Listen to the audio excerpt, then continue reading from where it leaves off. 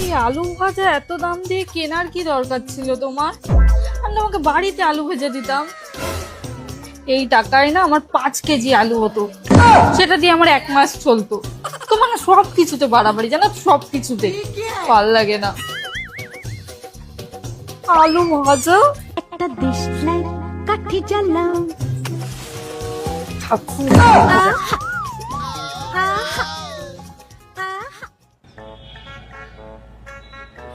এই ও দেখো স্টারবাকস, চলো ওখান থেকে কফি খাই। মাথা ঠিক আছে তোমার নাকি পুরোপুরি গেছে? হ্যাঁ, স্টারবাক্সে কফি খাবে? ওখানে কফি শুরুই হয় 250 টাকা থেকে। এই 250 টাকা দিয়ে না আমার 5 কেজি চাল হয়ে যাবে। চলো চলো, তোমাকে ওই দোকান থেকে স্পেশাল কফি খাওয়াচ্ছি। 10 টাকা।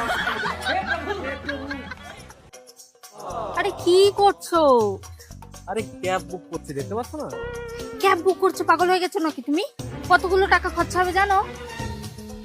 ওই দেখো বাস দাঁড়িয়ে আছে, চলো বাসে করে চলে যাই।